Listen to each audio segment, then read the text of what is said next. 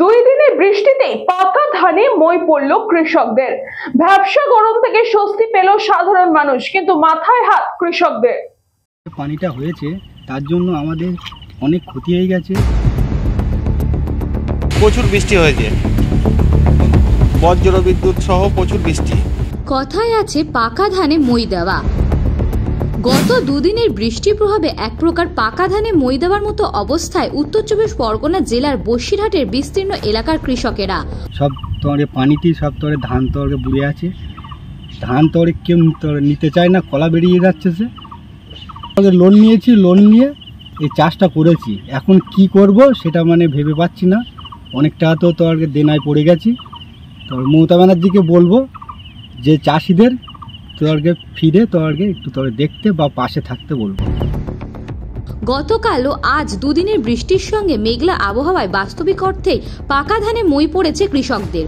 কোথাও ধান কিংবা সবজি খেতে জল, আবার কোথাও গাছ নুয়ে পড়েছে। এর ফলে ধান চাষে যেমন ক্ষতির সম্ভাবনা, ঠিক তেমনই পচন ধরতে পারে সবজিতেও। জল জমেছে, এই দেখতেই পাচ্ছেন এখানে এই পটল ক্ষেত আছে, জল জমিয়ে আছে, এই পুঁইশাক ক্ষেত আছে, আমাদের ভেন্ডি আছে, লঙ্কা আছে। এইসবগুলো আকাশের ওয়েদারে এই অনেকগুলো জিনিস আমাদের বৃষ্টির কারণে ক্ষয়ক্ষতির লক্ষণ দেখা যাচ্ছে। কপি গাছ হেলে পড়ে গেছে, বেগুন গাছ মরে যাচ্ছে। ব্যাপক পরিমাণে ক্ষতির মধ্যে পড়েছে সীমান্ত থেকে সুন্দরবনের 10টি ব্লকের মিনাখা, হাড়োয়া, স্বরূপনগর, হাসনাবাদ, বাদুড়িয়া, বসিরহাট 1 ও 2 হিঙ্গলগঞ্জের ধান চাষিরা। কারণ বছরের এই সময় ধান কেটে ঘরে তোলেন কৃষকেরা, কিন্তু তার আগেই এই বৃষ্টিতে পাকা ধান মাঠে নষ্ট হয়ে যাচ্ছে।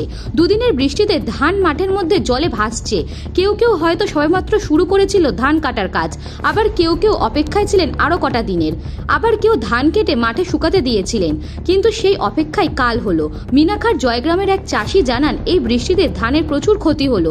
ধান কেটে রাখার পর বৃষ্টি হওয়ায় ধান থেকে অঙ্কুর বের হতে শুরু করেছে। কার্যত হতাশার সুর শোনা যায় কৃষকের গলায়।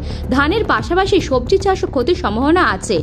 একাধিক অনেক কিছু ফসল আছে, লঙ্কা আছে, ভেন্ডি আছে, পুঁইশাক আছে, তিল আছে। তিল তো পানি সহ্য করেই না।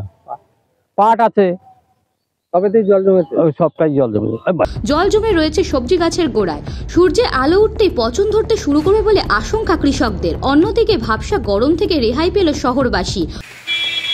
বৃষ্টির আগে প্রচণ্ড গরম ছিল, বৃষ্টিটা হওয়ার পরে মানুষ একটু ঠান্ডার আবহাওয়া পাচ্ছে, আরাম পাচ্ছে। কোন জায়গায় শিলাবৃষ্টি, কোন জায়গায় বৃষ্টি সহজ হওয়ায় একরকম স্বস্তির মুখ দেখল সাধারণ মানুষ।